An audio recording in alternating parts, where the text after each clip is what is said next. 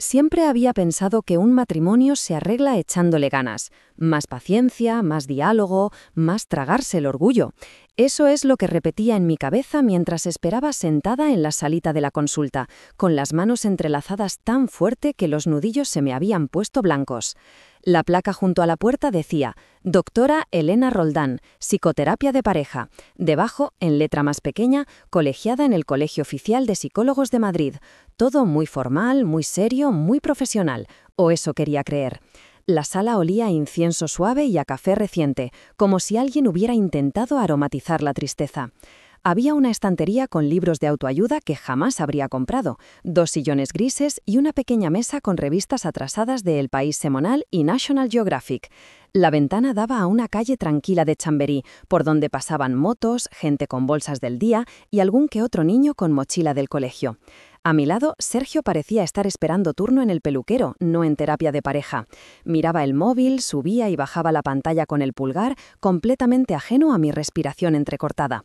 Ni una mirada, ni una caricia, ni un «Oye, ¿estás bien?» Nada. ¿Estás nerviosa?, preguntó, sin levantar la vista de Instagram. Un poco, respondí. Un poco era quedarme muy corta. Tenía el estómago hecho un nudo desde que salimos del piso. No quería estar allí porque me daba pánico lo que pudiera salir, pero más miedo me daba no hacer nada y ver cómo lo nuestro se terminaba de romper. Sergio se guardó el móvil cuando se abrió la puerta de la consulta. Lucía y Sergio, ¿verdad? Apareció una mujer de unos 40 y pocos, pelo oscuro recogido en un moño pulcro, gafas finas, expresión tranquila, bata blanca por encima de un vestido sencillo. Su sonrisa fue directa a él. Se le quedó mirando un segundo más de lo normal, como si lo midiera, lo valorara, lo aprobara. Luego me miró a mí. «Pasad, por favor». La consulta era muy distinta a la sala de espera. Luz cálida, una alfombra mullida, una estantería alta llena de libros de psicología, un pequeño escritorio y, frente a él, un sofá gris amplio y un sillón individual. Sergio se sentó en el lado derecho del sofá, ocupando espacio. Yo me senté a su lado, dejando un hueco prudente entre los dos. No quería agobiarle, ya bastante decía que le asfixiaba. La doctora se acomodó en el sillón cruzando las piernas con naturalidad. «Bueno», dijo, con esa voz que tienen las personas acostumbradas a que las escuchen. «Contadme, ¿qué os trae aquí?» Abrí la boca, pero Sergio se adelantó, como siempre. «Ella», dijo, señalándome con un gesto vago, «está saturada, muy emocional. Es imposible hablar sin que lo lleve todo al extremo». Ella, como si no tuviera nombre. Noté cómo se me tensó la mandíbula. «No soy imposible», protesté, en voz baja. «Solo, últimamente discutimos mucho». La doctora asintió lentamente, aunque sus ojos estaban fijos en mí, como si yo fuera el único objeto de estudio. «Lucía, ¿tú cómo lo sientes?» Respiré hondo. Me costaba encontrar palabras que no sonaran a reproche.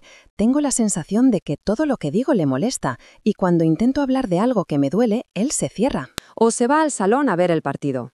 A Sergio se le escapó una risita corta. «Es que siempre hay algún drama», intervino. «Si no es que no le mando un WhatsApp cuando salgo del trabajo, es que no le he dado un beso al entrar o que he tardado en contestar. Es agotador». La doctora inclinó ligeramente la cabeza. «Veamos, Lucía, cuando dices que se cierra, ¿qué ocurre exactamente?» «Que...» tragué saliva. «Que me deja con la palabra en la boca. Se levanta, dice que no puede más y se mete en el despacho o en el baño, y yo me quedo sola con la angustia». «¿Y qué haces tú entonces?» «Le sigo, le pido que hablemos, que no me deje así». Sergio resopló, como si acabara de demostrar su punto. La doctora empezó a escribir en una libreta. «¿Diríais que las emociones de Lucía suelen ser más intensas?», preguntó, mirándole a él. «Sí», respondió Sergio sin dudar. «Todo es el fin del mundo». La doctora levantó la vista hacia mí, con un gesto casi compasivo. «Lucía, es posible que tengas una alta sensibilidad emocional, lo cual no es malo en sí mismo, pero puede generar reacciones desproporcionadas si no están bien reguladas». La palabra desproporcionadas me pinchó por dentro. «¿Desproporcionadas por qué?», intenté sonar tranquila. «¿Porque lloro cuando me dice que le agobio?» «No estamos hablando de culpa, sino de patrones», repuso ella. «Muchas personas que han crecido en entornos donde sentían que no las escuchaban desarrollan una respuesta más intensa ante cualquier señal de crítica. ¿Te suena de algo?» Negué con la cabeza. «Mi infancia fue normal. Mis padres viven juntos, en Leganés, y no recuerdo broncas fuertes. Me reñían cuando tocaba, supongo». como a todos. Asintió, pero no pareció convencida. A veces la memoria emocional funciona de otra manera. No pasa nada, lo iremos viendo. Lo importante ahora es que reconozcas que puedes estar reaccionando a cosas que quizá no son tan graves como las sientes. Me quedé callada. No me gustaba cómo sonaba aquello. Lo que yo veo, continuó, es un desequilibrio en la relación. Sergio intenta marcar límites, pero tú los interpretas como rechazo. La miré, sin creérmelo del todo. No es solo eso, dije. Él también hiere. Llega tarde sin avisar, me deja plantada en planes con mis amigas, me suelta cosas como que estoy mejor callada. ¿Eso no cuenta? La doctora me sostuvo la mirada, como si estuviera esperando justo esa frase. ¿Te das cuenta de que, cuando hablamos de tus emociones, enseguida pasas a enumerar lo que hace mal él? Preguntó, suave pero con filo. Ese desplazamiento también es una forma de defensa. Sentí cómo la vergüenza me subía a la cara, caliente. No es defensa, susurré. Es que... Aquí no buscamos culpables, me interrumpió. Solo quiero que observes tus patrones. A veces la persona que se siente más dolida es la que, sin darse cuenta, dificulta más la comunicación. Patrones, reactiva, desproporcionada. Palabras que pesaban más de lo que parecían. Sergio sentía como si estuviera escuchando la retransmisión de un partido en el que por fin alguien le daba la razón. La sesión siguió por ese camino. Cada vez que intentaba explicar cómo me sentía, la doctora lo traducía a algún término técnico, que convertía mi dolor en un problema mío. Dependencia emocional, miedo al abandono, inseguridad de base. Sergio quedaba limpio, como si estuviera allí solo por ser el pobre hombre que aguantaba mi intensidad. Cuando por fin salimos a la calle, necesitaba aire como si hubiera estado debajo del agua. Sergio se estiró, se colocó la cazadora vaquera. «Bueno, tampoco ha sido para tanto», comentó. «¿Eso piensas?», pregunté, mirando el suelo. «Pues sí, por lo menos alguien ha dicho en voz alta lo que llevo años notando», metió las manos en los bolsillos. «No puedes llorar cada vez que te digo algo que no te gusta, tía». «Tía». El tono con el que lo dijo me atravesó. No contesté. Caminamos hasta el metro en silencio. Bajamos en Arganzuela, nuestro barrio, y subimos al piso sin hablar. Él abrió la nevera como si tal cosa y sacó una cerveza. «¿Quieres?», preguntó. Negué. No sabía cómo explicarle que en esa consulta sentí que me estaban girando el espejo para devolverme un reflejo que no era mío. Y aún así, una parte de mí empezó a preguntarse si quizá tenían razón. Asterisco, asterisco, asterisco. Las siguientes semanas fueron un bucle extraño entre la rutina y la duda. Por las mañanas seguía yendo a la oficina, a esa gestoría pateña cerca de Atocha, donde me pasaba el día tramitando papeles, contestando correos, escuchando a mi compañera Marta quejarse de Renfe. Por las tardes volvía al piso, ponía una lavadora, bajaba a por pan a la panadería de la esquina, veía cómo la vida seguía sin mí en la plaza, con niños jugando al balón y jubilados comentando el fútbol. Por las noches discutíamos.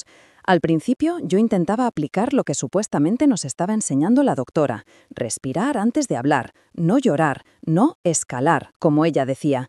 Me tragaba palabras, opiniones, miedos. Pero cuanto más me tragaba, más densa se hacía la bola que llevaba en el pecho. Una tarde, antes de la segunda sesión, entré en la consulta decidida a explicarlo sin sonar histérica. Me prometí no llorar. La doctora nos recibió con la misma sonrisa de siempre. Ese día llevaba una blusa verde botella y un colgante plateado. El olor a incienso era más intenso, mezclado con el aroma a café de cápsula. «¿Cómo ha ido la semana?», preguntó. «Bien», dijo Sergio. «Bueno, más o menos. Hemos tenido algún momento complicado». Yo asentí, aunque momento complicado era quedarse corta. 3 broncas serias, 2 noches en las que durmió en el sofá y una cena con sus padres en la que casi lloro delante de mi suegra. «¿Quieres contarlo tú, Sergio?», sugirió la doctora. Y él empezó a narrar nuestra semana como si estuviera contando un partido del Madrid, con seguridad, seleccionando jugadas, obviando sus faltas. «El sábado», dijo. «Le dije que iba a salir a tomar algo con los del curro después de la jornada. Nada del otro mundo, un par de cañas». Ella empezó a preguntarme a qué hora, con quién exactamente, en qué bar, y al final acabamos discutiendo porque dijo que la había dejado sola un sábado más. «No fue así», intenté intervenir. «Yo solo...» «Lucía», la doctora me cortó con un gesto. «Deja que termine». Me mordí la lengua. «El caso», continuó Sergio, «es que se quedó en casa hecha polvo. Me mandó como 15 mensajes por WhatsApp preguntando si ya volvía, si me lo estaba pasando bien sin ella. Cuando llegué, estaba llorando. Otra vez». La forma en que dijo «otra vez» me dolió más que todo lo demás. La doctora se volvió hacia mí. «¿Qué sentías en ese momento, Lucía?» Que Que importaba menos que una cerveza, respondí al fin, que prefiera estar con otra gente antes que conmigo. ¿Eso te duele por lo que pasa ahora o porque te conecta con algo más antiguo?, preguntó, inclinando la cabeza. No lo sé, me duele, ya está. Ella asintió despacio. ¿Es posible que estés interpretando una simple salida con amigos como un abandono emocional? La palabra abandono me dio vergüenza. No, susurré. Solo me siento sola últimamente. ¿Y qué haces con esa soledad?, insistió. Se la cuento, intento hablarlo. ¿Cómo?, levantó una ceja. ¿Llorando? ¿Mandándole 15 mensajes preguntándole si se lo está pasando bien sin ti? ¿No crees que eso puede vivirse desde el otro lado como algo controlador? Tragué saliva. No quiero controlarle. Pero lo haces, intervino Sergio. Te pongas como te pongas. Todo el rato en plan, ¿dónde estás? ¿Con quién estás? No tengo 15 años, Lucía. La doctora asintió. Creo que aquí estamos viendo un patrón claro, dijo escribiendo algo. Dependencia emocional, miedo a la pérdida, hiperfocalización en la pareja. Si tú no estás tranquila, Lucía, nada está tranquilo. Eso es demasiada presión para una sola persona. Me quedé mirando la alfombra, sintiendo cómo las palabras me iban cosiendo un traje que yo no había elegido. Dependiente, desproporcionada, controladora. Sergio no parecía incómodo con las etiquetas, todo lo contrario, se le veía aliviado, validado. Lo que te propongo, siguió la doctora, es que empieces a construir un espacio propio. Amigas, aficiones, actividades solo tuyas. Él no puede ser todo tu mundo. Tengo amigas, me defendí débilmente, y voy a pilates y... Pero emocionalmente, me interrumpió. Todo tu centro está en él, y eso se nota en cómo reaccionas. Necesitas autorregularte. Autorregularte, otra palabra nueva para añadir a la colección de cosas que hacía mal. Salimos de allí con tareas. Yo tenía que aguantar sin llamar a Sergio cuando saliera con amigos. Él tenía que comunicar sus límites con claridad sin sentirse culpable. En la práctica significaba que él estaba autorizado para irse cuando quisiera y yo estaba entrenada para no quejarme. Aquella noche, cuando él anunció que al día siguiente había partido y que se iría al bar de abajo con los chicos, intenté poner en práctica lo aprendido. «Vale», respondí simplemente, «avísame cuando vuelvas». Él me miró con sorpresa, casi desconfiado. «¿Ya está? ¿No vas a decir nada?» «No», respondí sonriendo un poco, «me vendrá bien estar sola». Se encogió de hombros. «Perfecto», se fue. Y yo me quedé en el salón, con Netflix puesto y un nudo en el estómago, mirando el reloj disimuladamente cada 10 minutos. No le escribí, no le llamé, no lloré. Cuando volvió, a las 2 de la mañana, lo primero que dijo fue, «¿Te vas a enfadar porque huelo a tabaco?» «No», contesté simplemente, «solo me has despertado». Se rió. «Joder, parece que la psicóloga está funcionando». Me quedé con esa frase dando vueltas en la cabeza. ¿Funcionando para quién? Asterisco, asterisco, asterisco. La tercera sesión fue distinta. Yo ya llegué cansada. No físicamente, aunque también. Llevaba semanas durmiendo mal, despertándome a medianoche con el corazón acelerado, soñando que estaba encerrada en un cuarto pequeño donde la gente me miraba desde fuera y decía, «Estás exagerando». Estaba cansada por dentro, gastada. La consulta era la misma, pero ya no me resultaba acogedora. Las paredes, en un tono beige cálido, me parecían ahora ligeramente asfixiantes. El sofá se me hacía pequeño. La doctora, con su perfecto moño, me imponía más que me tranquilizaba. «Te veo más apagada», comentó, nada más sentarnos. «Es que esto cansa», admití. «Siento que siempre estamos hablando de lo que hago mal yo». Ella sonrió con paciencia. «No es mal, es simplemente ver qué puedes cambiar tú. No podemos controlar al otro, ¿recuerdas?» «Ya, pero...» busqué las palabras. «A veces me da la sensación de que si yo cambiara por completo, él no tendría que hacer nada». «Es que yo no tengo nada que cambiar», soltó Sergio, sin filtro. Le miré incrédula. «¿En serio?», pregunté. «¿De verdad crees eso?» «A ver», levantó las manos. «Claro que puedo mejorar cosas, como todo el mundo, pero el problema gordo es cómo tú te tomas todo. Yo no me pongo a llorar porque tú te vayas a tomar un café con Marta». La doctora intervino enseguida. «Sergio tiene razón en algo», dijo. «Aquí lo que genera más tensión es tu respuesta emocional. Si conseguimos que tú estés más estable, el resto caerá por su propio peso». Tu respuesta emocional, tu estabilidad, siempre tú. En mitad de la sesión, mientras yo hablaba de cómo me había sentido cuando él me dejó sola una noche en una cena con amigos para irse con unos colegas que se había encontrado por allí, pasó algo que entonces me pareció pequeño, casi insignificante. La doctora apoyó una mano en el antebrazo de Sergio, como un gesto de apoyo. Algo en mi estómago se contrajo. Fue un toque mínimo, elegante, profesional incluso. Pero su mano se quedó ahí un segundo más de lo que habría sido natural. Y la forma en que él relajó los hombros fue la de alguien acostumbrado a ese tipo de contacto. No dije nada, me lo guardé. Intenté convencerme de que estaba paranoica, de que estaba viendo cosas donde no las había. Ya me habían dicho varias veces que interpretaba demasiado. No quería alimentar esa etiqueta. Pero la inquietud se quedó conmigo. Asterisco, asterisco, asterisco. Pasaron más semanas, más sesiones, más palabras que se me clavaban como pequeñas agujas. Empezó a sugerir con más frecuencia la idea de espacio. A veces, dijo en una de esas sesiones, la mejor manera de salvar una relación es separarse temporalmente, dar un respiro. ¿Separarnos?, pregunté, con el corazón en la garganta. Solo físicamente durante un tiempo, aclaró ella, con tono calmado. Que cada uno tenga su espacio, su habitación, incluso su domicilio, si es posible. Lucía, tú necesitas aprender a estar contigo misma, y Sergio necesita dejar de sentirse constantemente en alerta. Yo no quiero separarme, me salió sin pensar.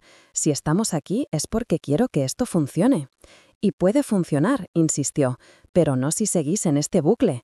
¿Te has planteado pasar una temporada en casa de tus padres o con alguna amiga? Sergio podría quedarse en el piso. Cuesta encontrar alquiler en Madrid ahora mismo, y a él le vendría bien esa estabilidad. Me quedé helada. ¿Que yo me vaya del piso y él se quede?, repetí. ¿Por qué tengo que ser yo la que se vaya? La doctora sonrió, paciente. Porque tú tienes más red de apoyo. Tienes a tus padres en Leganés, me comentaste.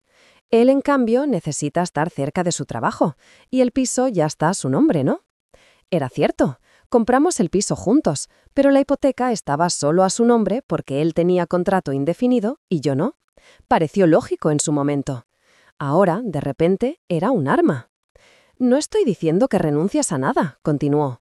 Solo que si habláramos de una separación temporal, tendría más sentido que la que se moviera fueras tú. Sergio no dijo nada, pero vi cómo le brillaban los ojos de alivio. Le gustaba esa idea. Pero eso es casi como empezar un divorcio, susurré. No necesariamente, respondió ella. De hecho, puede evitarlo.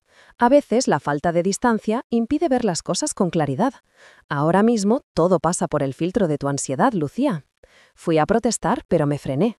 Cualquier cosa que dijera iba a sonar ansiosa, precisamente. Salí de esa sesión con un sabor agrio en la boca.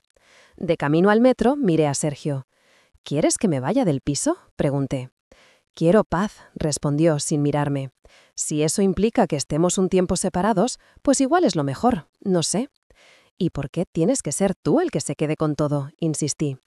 Porque puedo pagarlo, dijo, encogiéndose de hombros. Y porque está a mi nombre. No te preocupes, tú puedes arreglártelas con tus padres. Te vendrá bien estar allí, te cuidan un montón. Te cuidan un montón, como si yo fuera una adolescente otra vez. No le contesté. Sentí algo romperse dentro. No un estallido, sino un crujido silencioso, profundo. Asterisco, asterisco, asterisco.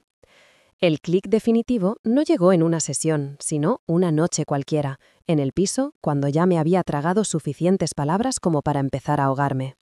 Sergio llevaba días durmiendo en el despacho, en el sofá-cama de Ikea que antes usábamos solo cuando venía alguien de fuera. Al principio me dijo que era para descansar mejor. Luego dejó de dar explicaciones. Yo no pegaba ojo. Escuchaba cada ruido. El grifo, la cisterna, un mensaje del móvil vibrando sobre la mesa. Aquella noche, a eso de las 2, oí su voz bajar detrás de la puerta del despacho. Me levanté sin encender la luz, descalza, y me acerqué al pasillo. Había una rendija de luz bajo la puerta. Apoyé la espalda en la pared, intentando que el corazón no me delatara. «No, está más tranquila», decía él, en susurros. «Sí, bueno, tranquila para ser ella». Silencio al otro lado. Luego, una risa suave que reconocí al instante, aunque jamás la había oído fuera de la consulta. La voz de ella, De la doctora, de Elena. Ya, rió él. Eres mala, ¿eh? Otra pausa. Ya lo sé. Menos mal que te tengo a ti para aguantarme. Me faltó el aire. Se me helaron los pies en el parquet. Pues la verdad, continuó él, lo de que se vaya a casa de sus padres no me parece mala idea. Lo que tú digas, Elena. Al final, lo que tú digas va a misa. Silencio. Otra risa todavía más suave. Y luego, como una puñalada envuelta en terciopelo, vale, venga, me tiro. Buenas noches. Elena. No doctora, no D.R. Roldán. Elena. Con una cercanía que yo llevaba meses sin sentir. Me separé de la pared despacio y volví al dormitorio como una sonámbula. Me metí en la cama, la mirada fija en el techo. No lloré, ni siquiera podía. Era como si las lágrimas se hubieran quedado congeladas en algún punto del pecho. Ya no era solo que la doctora se pusiera de su lado, era que estaban hablando de mí a mis espaldas, cercanos, cómplices, coordinando lo que pasaba dentro y fuera de la consulta.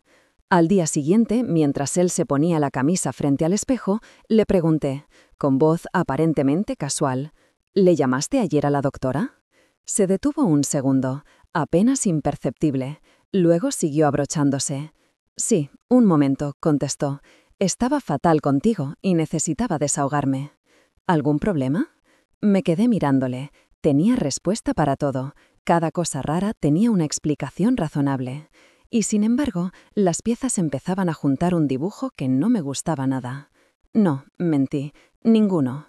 Fui a trabajar con esa frase golpeando dentro. Menos mal que te tengo a ti y buenas noches, Elena. Asterisco, asterisco, asterisco. Los días siguientes me convertí en una detective torpe de mi propia vida. Empecé a fijarme en cosas que antes me parecían sin importancia.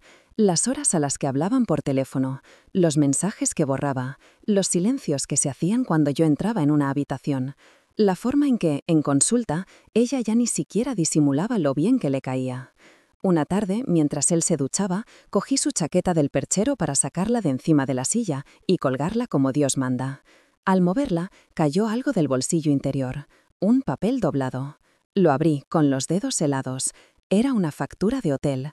Un 4 estrellas en el centro de Madrid, cerca de Gran Vía, de esos que siempre mirábamos de reojo pensando, algún día, cuando nos sobre el dinero. Una noche de sábado, habitación doble, 2 desayunos, check-in a las 8 de la tarde, check-out al día siguiente a las 12. La fecha me ardió en las manos. Ese mismo fin de semana me dijo que tenía reunión con unos clientes y que se quedaban tomando algo después, que no le esperara despierta. Llegó a casa a la 1:15 de la madrugada, oliendo a colonia cara y tabaco, con la corbata metida en el bolsillo. Sentí cómo se me aflojaban las rodillas. Guardé la factura. No dije nada. No todavía. Necesitaba más. Me pasé la semana siguiente como si estuviera en una función en la que yo era público y personaje a la vez. Mirada cómo se movía por casa, cómo contestaba los mensajes en el móvil con la pantalla ligeramente girada hacia adentro, cómo se perfumaba incluso para ir a comprar al Mercadona. Me fijaba en la forma en que se arreglaba el pelo y en cómo sonreía al leer ciertas notificaciones. En la siguiente sesión con Elena me fijé aún más. Ese día la consulta me parecía casi obscena. Sabía que me estaba sentando en el mismo sofá donde probablemente él se había sentado también sin mí, quizá incluso fuera del horario de terapia, riéndose con ella, compartiendo detalles de mi vida sin mi permiso. Elena, ese día, llevaba el pelo suelto. Nunca antes lo había llevado así. Se lo noté al segundo. El moño perfecto había desaparecido. En su lugar, una melena lisa y brillante, con ondas suaves en las puntas, cayendo sobre una blusa blanca que le favorecía demasiado. «¿Qué tal vais con lo que hablamos la última vez?», preguntó, cruzando las piernas. Yo apenas podía sacar la voz. Sergio habló por los dos, como siempre, que si yo estaba más tranquila, que si ya no lloraba tanto, que si habíamos conseguido no discutir delante de su familia en el cumpleaños de su hermano. Ella asentía, le miraba, le sonreía. Cada vez que yo intentaba decir algo, me redirigía hacia cómo podía mejorar yo, no hacia lo que podía estar haciendo él. Cuando mencionó de nuevo la posibilidad de una separación temporal y lo saludable que sería que yo me fuera una temporada con mis padres, ya no oí el resto. no porque no me importara, sino porque dentro de mí algo había pasado de la tristeza al enfado. No el enfado ruidoso y desbordado del que ellos hablaban tanto, otro, un enfado frío, silencioso, una decisión. No podía seguir dejando que me dijeran quién era yo, tenía que saber qué estaban haciendo ellos. Asterisco, asterisco, asterisco. El día que decidí seguirle, lloviznaba. Él me dijo que tenía una reunión por la tarde en la oficina, que igual se alargaba y que no le esperara para cenar. Lo dijo mientras se ataba los cordones de las zapatillas, sin mirarme, como quien informa de que va a bajar la basura. Asentí sin hacer preguntas. Cuando cerró la puerta, esperé 10 minutos. Me puse la chaqueta, cogí las llaves, guardé el móvil en el bolsillo y bajé las escaleras. Aún le veía al fondo de la calle, caminando en dirección al metro. En lugar de irme hacia el lado contrario, como siempre, le seguí a cierta distancia, mezclándome entre la gente que volvía del trabajo. Se bajó en Iglesia. No cogió la salida de siempre hacia su oficina, sino otra. Salió a la calle, miró el móvil y empezó a caminar con seguridad, como si conocía bien el camino. Yo iba detrás, respirando despacio, con la capucha de la sudadera subida para no llamar la atención. Reconocí la calle antes de verla. La placa junto a la puerta me dio una bofetada. Doctora Elena Roldán, psicoterapia de pareja. Se me heló la sangre. No miró hacia atrás, no dudó, no bajó el paso. Llamó al telefonillo. La puerta se abrió, pero no fue la puerta lo que me dejó sin aire, sino lo que ocurrió antes de que entrara en el portal. Elena salió, sin bata, sin gafas, con vaqueros ajustados, botines negros y el pelo suelto. Se acercó a él con esa sonrisa que jamás me había dedicado a mí. Se pararon a medio metro del portal. Él abrió los brazos, ella se dejó abrazar. Y luego se besaron. No fue un roce rápido en la mejilla, ni un gesto ambiguo que pudiera justificar. Fue un beso lento, con las manos de él en la cintura de ella, con los ojos cerrados, con la familiaridad de quien lleva tiempo repitiendo ese gesto. Sentí que el mundo entero se inclinaba. La ciudad siguió pasando a mi alrededor, gente con bolsas del súper, un perro ladrando, una moto acelerando. El semáforo cambió de rojo a verde y de verde a rojo. Alguien me empujó un poco al pasar, pero todo eso fue ruido de fondo. Lo único nítido era ellos dos. Mis manos se movieron casi solas. Saqué el móvil del bolsillo, abrí la cámara y empecé a grabar. Los enfoqué. A ellos, a sus bocas, a sus manos, al timbre del portal con el nombre de ella. Cada segundo que pasaba dolía, pero también me daba algo que me habían quitado. Certeza. No estaba loca, no estaba exagerando, no era desproporcionada. Me habían estado engañando, los dos, coordinadamente, durante meses. Cuando por fin entraron en el portal, corté la grabación. Me quedé quieta bajo la lluvia fina, con la pantalla del móvil entre las manos como si fuera un objeto sagrado y peligroso al mismo tiempo. Quise vomitar, quise gritar, quise entrar en el portal, subir las escaleras, tirar abajo la puerta de la consulta y enseñarle el vídeo a ella, en su propia cara, delante de los diplomas colgados en la pared. Pero no lo hice, porque, mezclado con la náusea, había algo nuevo, una calma glacial, el tipo de calma que solo llega cuando la mentira se desmonta del todo. Guardé el móvil, me di media vuelta y empecé a caminar hacia el metro, con la ropa mojándose despacio, con la respiración profunda, con una idea clara en la mente. Me habían querido hacer creer que yo estaba rota. Ahora tenía en mi mano la prueba de quiénes eran los que de verdad estaban podridos, y no iba a desperdiciarla. No recuerdo bien cómo llegué a casa aquel día. Sé que guardé el móvil en el bolsillo del vaquero, que me subí la cremallera de la cazadora casi hasta el cuello y que empecé a caminar sin mirar semáforos ni escaparates. Solo recuerdo la sensación de estar andando por encima de un cristal roto, despacio, con cuidado, sabiendo que cualquier movimiento brusco podía abrir un corte nuevo. Bajé al metro en Alonso Martínez, entré en el vagón casi en piloto automático y me dejé llevar hasta Pirámides, aunque ni siquiera era la ruta más corta. Necesitaba que el trayecto fuera largo, que los túneles me tragaran un rato. A mi alrededor, gente con auriculares, mochilas, caras cansadas de jornada partida. Nadie sabía que en mi bolso llevaba la prueba de que los dos adultos a los que les había confiado mi relación se estaban acostando a mi espalda. «Buenas noches, Elena», repetía mi cabeza, una y otra vez como un estribillo desagradable. Cuando salí del metro y empecé a subir la cuesta hacia nuestro portal, tenía los pies empapados por la lluvia fina que llevaba cayendo toda la tarde. Las farolas daban a la calle un color anaranjado triste. Me quedé un momento frente al portal, mirando los buzones. En uno ponía «Calle Roldán». Lo vi de pronto como un chiste cruel, mi apellido mezclado con el suyo, pegados sobre chapa barata. Subí las escaleras con cuidado de no hacer ruido. No quería verle, no podía verle aún con normalidad. El piso olía a suavizante y a salsa de tomate. Había cocinado algo, o quizá había calentado un tupper en el microondas. La tele estaba puesta en el salón, bajita, con un programa de zapping de fondo. ¿Ya?, preguntó, desde el sofá sin apartar la vista de la pantalla. Pensaba que ibas a quedar con Marta. Al final no, respondí. Mi voz sonó lejana hasta para mí. Sergio se giró, me echó un vistazo rápido como quien comprueba que el pedido del globo es el correcto y volvió a mirar a la tele. «Hay pasta en la nevera si quieres», dijo.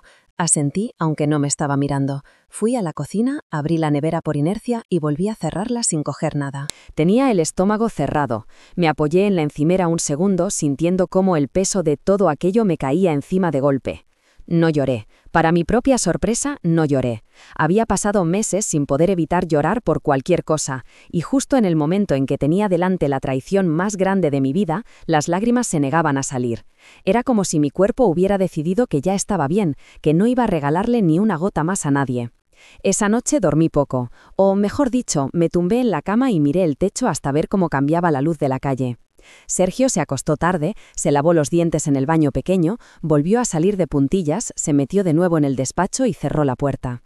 Escuché la cama plegable crujiendo bajo su peso.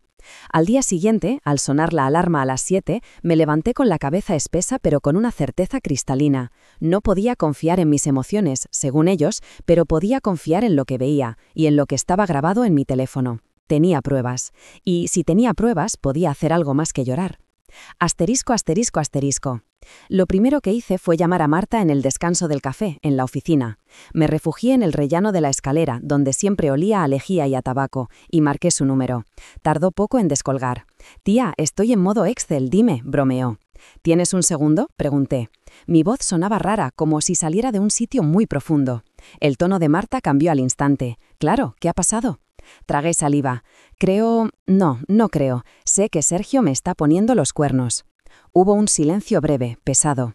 ¿Con quién?, preguntó al fin. Con la psicóloga. ¿Qué psicóloga? Nuestra psicóloga de pareja, Elena. Otro silencio. Oí unos pasos al fondo, alguien entrando en la cocina de su planta. Marta se apartó a algún lugar más silencioso. ¿Estás segura?, preguntó. ¿No será...? Lo he grabado, la corté. Les he visto besándose en su portal. Marta dejó escapar un juramento por lo bajo. Vale. No, joder. Vale, escúchame. Tienes que ir a un abogado, hoy si puedes, o mañana como muy tarde.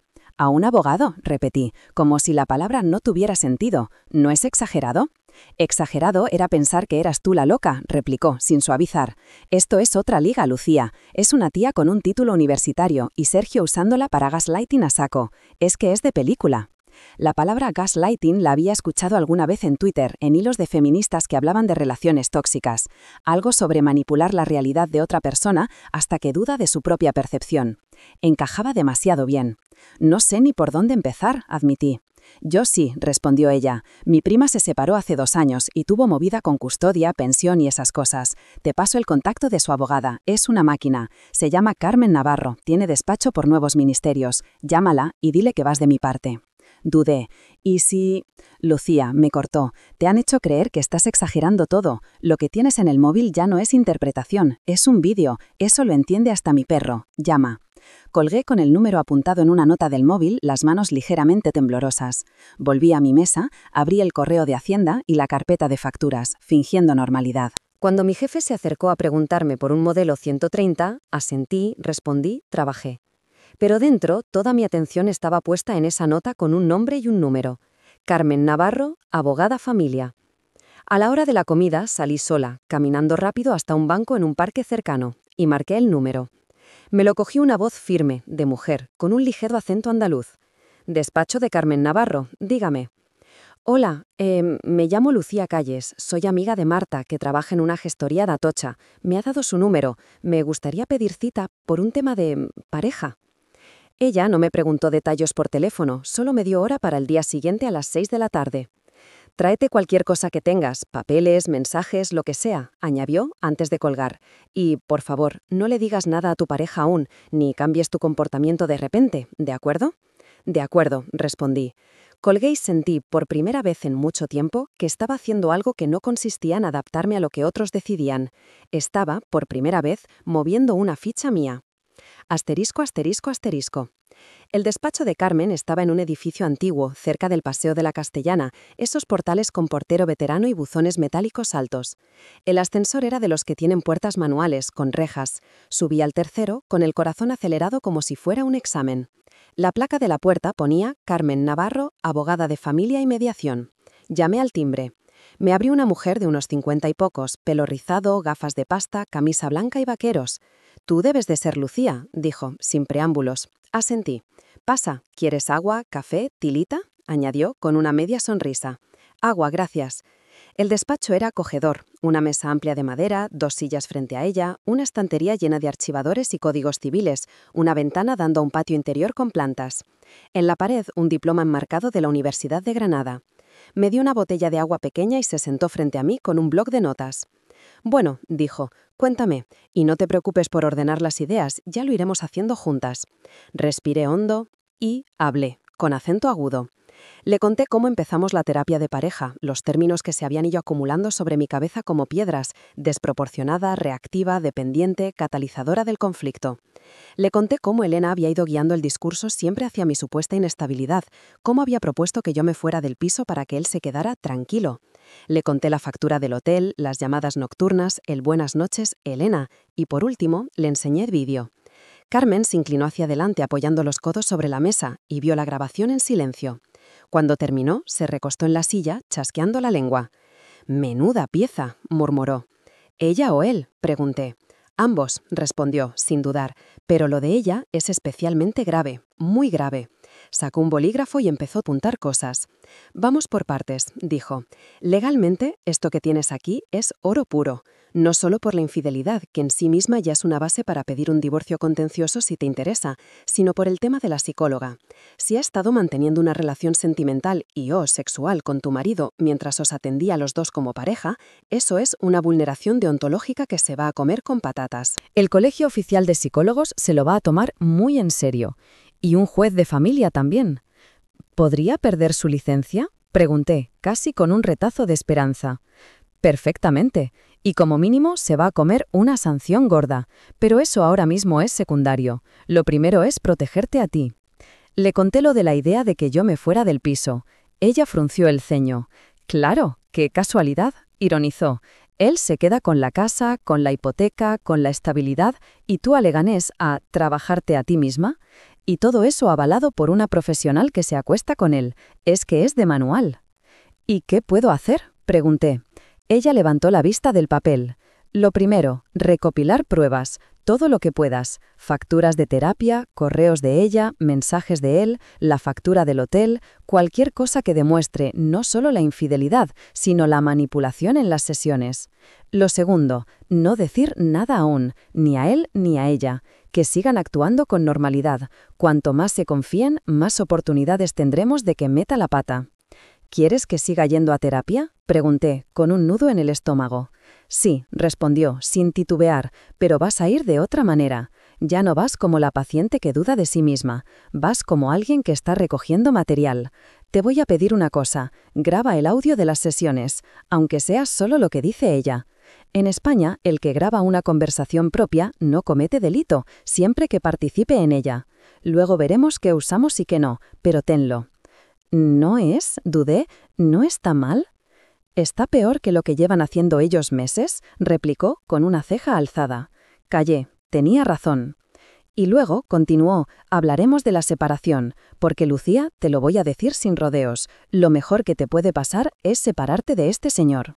Me dolió. Por muy enfadada que estuviera, seguía viendo una parte de mí que quería aferrarse a la idea de que todo era un malentendido gigante, que se podía arreglar. Carmen debió de verlo en mi cara, porque bajó un poco la voz. «Entiendo que ahora te cueste pensar en términos de divorcio», dijo. «Has estado meses en una dinámica donde te han hecho creer que cualquier problema era culpa tuya. Es normal que te sientas responsable. Pero míralo frío. Un hombre que, en vez de trabajar su relación contigo, se lía con la terapeuta y encima usa las sesiones para machacarte. ¿De verdad quieres construir tu vida sobre eso?». No supe qué contestar, porque la respuesta evidente era no, pero decir no en voz alta era cerrar una puerta que había intentado mantener abierta a toda costa. «No te estoy presionando para que tomes una decisión ahora», añadió ella. «Solo quiero que veas que tienes opciones, que no estás atada ni a él ni a su narrativa, y que legalmente tienes más fuerza de la que crees». Señaló el vídeo con el bolígrafo. «Esto no lo tienen ellos, lo tienes tú». Lo dijo con tal contundencia que algo dentro de mí se recolocó. Por primera vez en mucho tiempo, no me vi a mí misma como intensa, catalizadora, emocionalmente desregulada. Me vi como alguien que, a pesar de todo, había tenido la lucidez de seguirles hasta la consulta, grabarles y no tirar el móvil contra la pared en cuanto vio el vídeo. Había partes de mí que no habían sido destruidas, solo estaban enterradas. Asterisco, asterisco, asterisco. Esa noche, al volver al piso, hice inventario, no de objetos, sino de pruebas. Saqué del cajón de la cómoda las facturas de la terapia, que guardaba porque la mutua nos devolvía una parte. Allí estaba el nombre de Elena, los importes, las fechas. En la banca online de mi móvil vi los cargos duplicados, terapia de pareja, sesiones individuales de apoyo para Sergio. No lo había notado antes, ahora me parecían luces de neón. Busqué en mi correo los mensajes de confirmación de citas. Algunos estaban dirigidos a mi dirección, otros a la suya, con copia a la mía. Nos vemos el jueves, Sergio, para revisar cómo puedes acompañar mejor a Lucía en su proceso. Leí esa frase con un sabor amargo. Capturé pantallas, guardé PDFs, abrí el listado de llamadas en mi móvil. No podía ver las suyas, pero sí las veces que Elena me había llamado a mí para reprogramar algo. No eran muchas. En cambio, en el detalle de la factura conjunta de Movistar que llegaba por mail, se repetía un número desconocido en la franja de las 11:12 de la noche. Lo copié en el móvil, lo pasé a WhatsApp. La foto del perfil era un paisaje de playa. El estado, una frase cursi. Acompañando procesos. Elena. Capturé también eso. Me sentía como si estuviera haciendo trampa en un examen, pero al mismo tiempo sentía una extraña dignidad en recopilar todo aquello. Durante meses había sido la persona emocional, incapaz de ver las cosas con perspectiva. Ahora estaba haciendo justo lo contrario, mirar los hechos, nombrarlos, guardarlos. Esa misma noche mandé un correo a Carmen con toda la información adjunta, vídeo, capturas, facturas. Le puse en el asunto pruebas caso Lucía Calles. Al día siguiente me contestó breve. Lo he visto. Es incluso peor de lo que pensaba. Vamos a hacer algo grande con esto. De momento sigue como está ahora. No cambies el guión. Nos vemos la semana que viene. No cambiar el guión. Eso significaba que en la siguiente sesión tenía que entrar en la consulta de Elena como si no supiera que se besaba con mi marido en el portal, como si no supiera que habían ido a un hotel, como si no supiera que coordinaban mi empujón hacia Leganés por teléfono a mis espaldas. Tenía que hacer teatro, pero por primera vez el teatro iba a jugar a mi favor. Asterisco, asterisco, asterisco. El jueves, antes de salir del piso, metí el móvil en el bolso con la grabadora de voz ya preparada. Probé el botón de comenzar y detener varias veces para asegurarme de que no iba a fallar. Lo guardé dentro, entre las toallitas y el monedero, con el micrófono apuntando hacia arriba. Sergio estaba en el salón, poniéndose las zapatillas. «¿Vas a venir andando o en metro?», preguntó. «Contigo», respondí. Una semana antes, habría preguntado si quería que fuéramos juntos, si le molestaba, si prefería ir solo. Esa vez no. Esa vez me limité a enunciar un hecho. Caminamos a la estación casi en silencio. Él miraba el móvil, contestaba algún mensaje, sonreía para sí. Cualquier otra vez le habría preguntado quién es. Esa vez no. En la consulta, Elena nos recibió con la sonrisa de siempre. Ese día llevaba un vestido azul marino y una chaqueta de punto gris, el pelo suelto de nuevo. Si no hubiera sabido lo que sabía, podría haberla seguido viendo como una profesional competente. Ahora, cada gesto me parecía sospechoso, cada mirada una mentira. «Me alegra veros», dijo, como si no se hubiera alegrado de ver a uno de los dos varias veces a solas. «¿Cómo ha ido la semana?». Sergio tomó la palabra como siempre. Habló de que yo estaba más calmada, de que ya no montaba escenas, de que la idea de la separación temporal iba cuajando. Yo asentía aquí y allá, con una cara neutra que me habría sorprendido ver desde fuera. Por dentro era como si hubiera dos versiones de mí en la misma silla. La de siempre, dolida, insegura, vulnerable, y otra nueva, fría, que iba tomando nota de cada palabra. «Creo que sería bueno que hoy concretáramos un poco esa separación», propuso Elena, tras escuchar a Sergio. «No se trata de tomar decisiones definitivas, sino de pactar un tiempo, unas condiciones. Así lo que ahora es confuso se vuelve más claro». «Vale», dije, bajando la mirada. «Supongo». ¿Cómo te sentirías, continuó, si, por ejemplo, a partir del mes que viene te fueras una temporada a casa de tus padres? Imaginé el tren de cercanías a Leganés, el portal de mis padres, la habitación de adolescencia reconvertida en trastero. Mis padres preocupándose, preguntando, intentando arreglar algo que no les correspondía. Yo, con casi 35 años, volviendo con una maleta como si nada. «No lo sé», respondí, con voz apagada. «Supongo que me sentiría como un fracaso». «No eres un fracaso», replicó ella, con ternura impostada. «Es un paso para cuidarte». «¿Y Sergio?», pregunté, levantando la vista. «¿Qué haría mientras?». Él se encogió de hombros. «Seguir con mi vida», dijo. «Trabajo, gimnasio, el piso». El piso me dolió. «Es importante que durante esa etapa él tenga estabilidad», añadió Elena.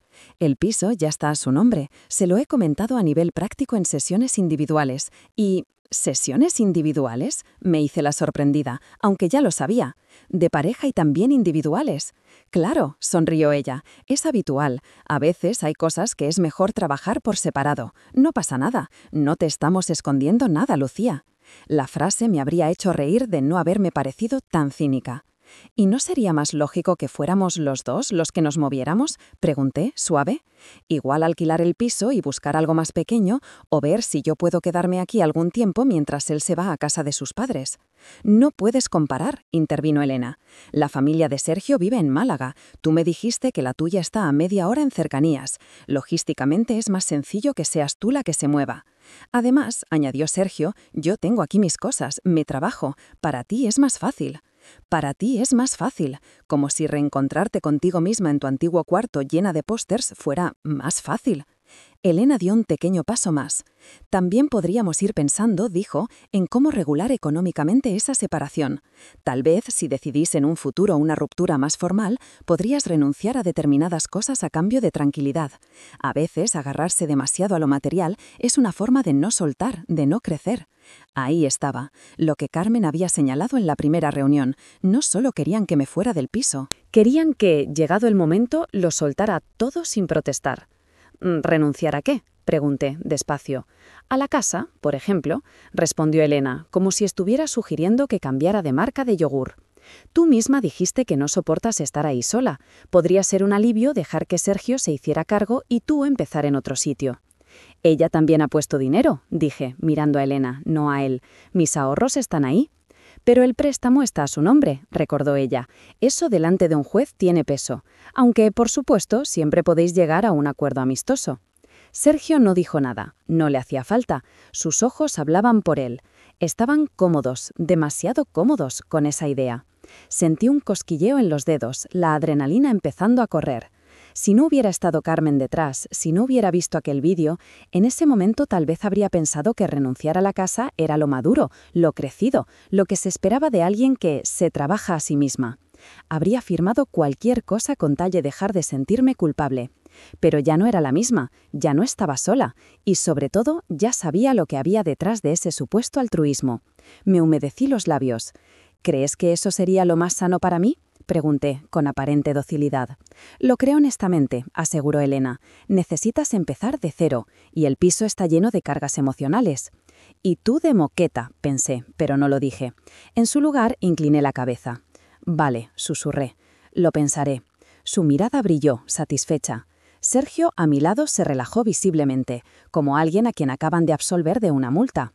El resto de la sesión fue un desfile de frases hechas que ya conocía, que si tenía que aprender a autorregularme, que si no debía interpretar todo como abandono, que si mi dependencia era una carga para la relación.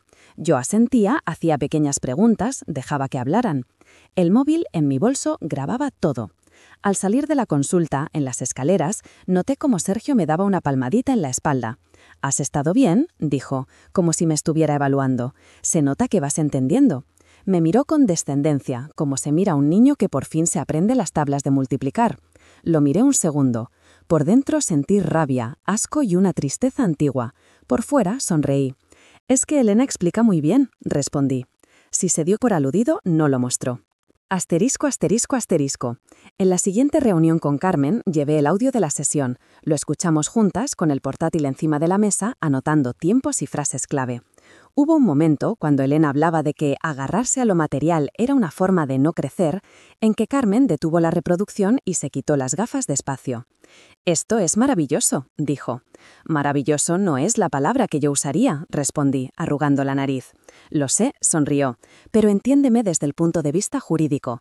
Tienes a una profesional colegiada induciéndote, desde una posición de poder, a renunciar a bienes patrimoniales, mientras mantiene una relación sentimental con la otra parte. Y lo hace usando el lenguaje de la salud mental para convencerte de que es lo mejor para ti. Si no fuera tan repugnante, sería brillante». «¿Sirve de algo de verdad?», pregunté. «¿No me dirán que son interpretaciones o que estoy sacando las cosas de contexto?»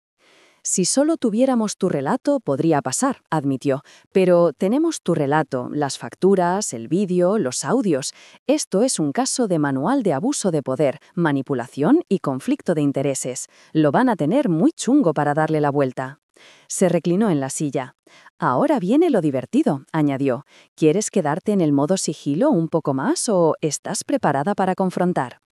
Pensé en Elena hablando de mi crecimiento, en Sergio mirándome como a una alumna aplicada, en el recibo del hotel, en los mensajes, en el beso en el portal.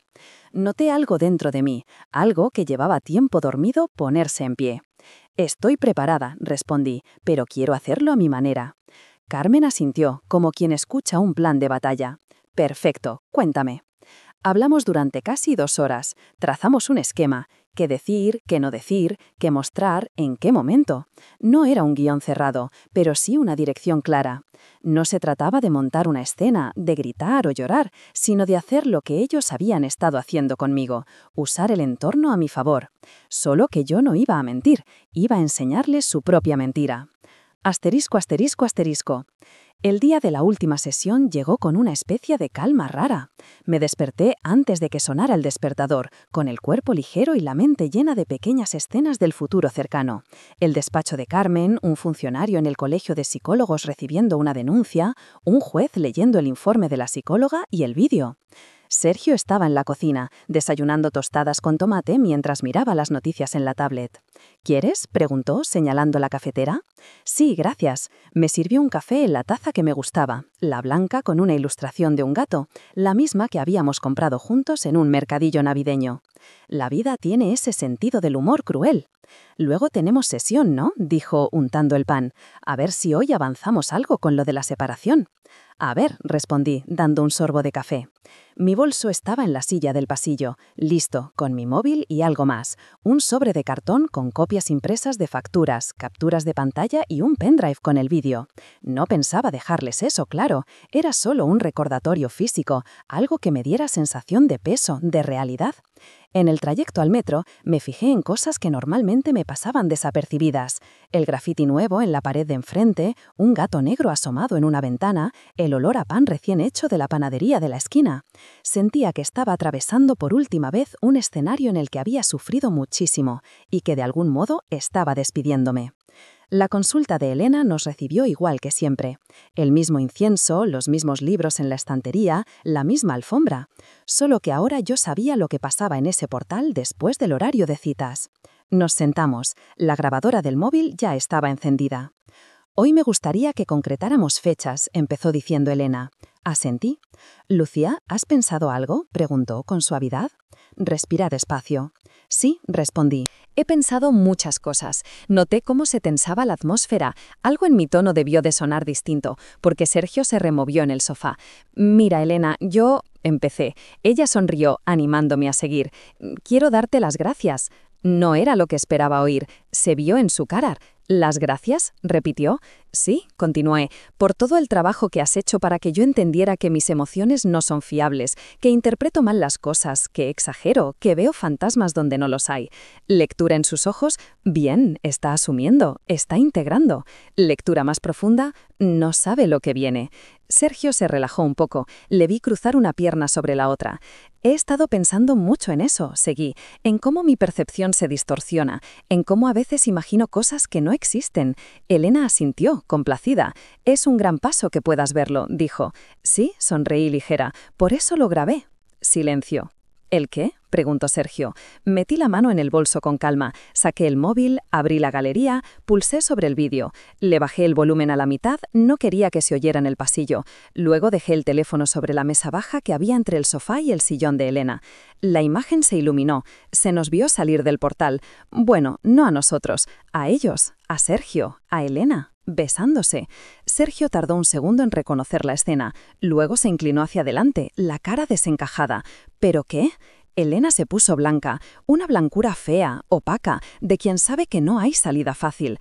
Nadie hablaba. En la grabación se escuchaba el eco leve de una moto al pasar y un «hasta luego» de fondo de algún vecino.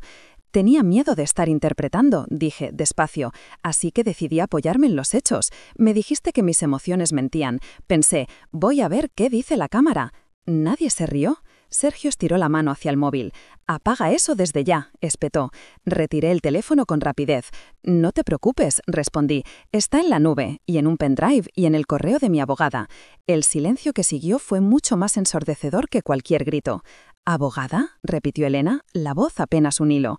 «Sí», respondí mirándola por primera vez con todos los velos caídos, «porque resulta que no es solo una infidelidad cutre, es que tú eres una psicóloga colegiada que ha mantenido una relación con mi marido mientras nos dabas terapia de pareja, mientras me culpabas de todo, mientras le aconsejabas a él cómo llevar mejor mi supuesto desequilibrio y me empujabas a abandonar un piso en el que tengo invertidos mis ahorros.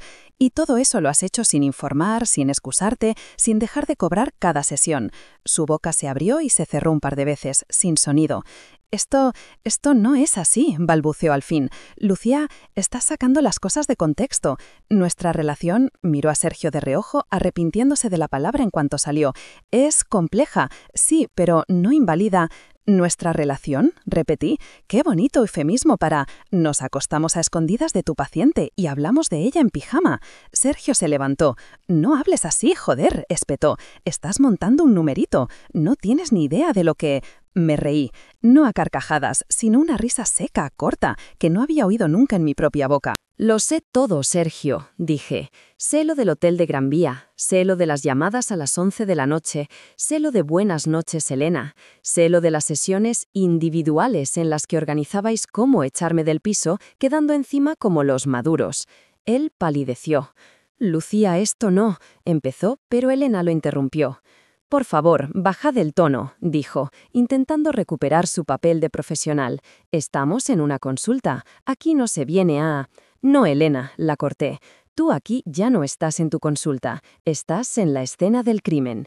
Esta frase, que me habría parecido melodramática en cualquier otra circunstancia, me salió de manera tan natural que me sorprendió. Ella apretó los labios. «Tú no puedes», empezó. «¿Yo no puedo qué?», levanté una ceja. «¿Grabar? Puedo. Es una conversación en la que participo. ¿Denunciarte ante el colegio de psicólogos? Puedo. ¿Usar esto como base en un procedimiento de divorcio? También. Créeme, ya lo he consultado». Vi en sus ojos el momento exacto en que comprendió que no estaba improvisando, que no era una pataleta, que había un plan y una persona detrás. «Estás siendo muy impulsiva», intentó. «Estás dejando que la rabia tome el control. Si dejaras que lo trabajáramos...». «Llevas meses trabajándome», repliqué. «Lo único que has conseguido es casi convencerme de que estaba loca. Y eso, por mucho título que tengas colgado ahí», señalé su diploma, «no te lo voy a permitir». Sergio seguía de pie, como un animal acorralado. «Mira, podemos hablar esto en casa», dijo. «No hace falta montar el espectáculo delante de...». «¿Delante de tu amante?», propuse. «Creo que es precisamente delante de ella donde tenía que hacerlo». Sus mejillas se enrojecieron. «No me llames así», saltó Elena, perdiendo un poco la compostura. «No tienes derecho a...». «¿No tengo derecho?», me reí, esta vez sin humor. «Mira, Elena, tengo derecho a muchas cosas que no me has contado, a un tratamiento ético, a que mi terapeuta no se acueste con mi marido, a que no se utilice mi vulnerabilidad para empujarme a una ruina económica disfrazada de crecimiento personal.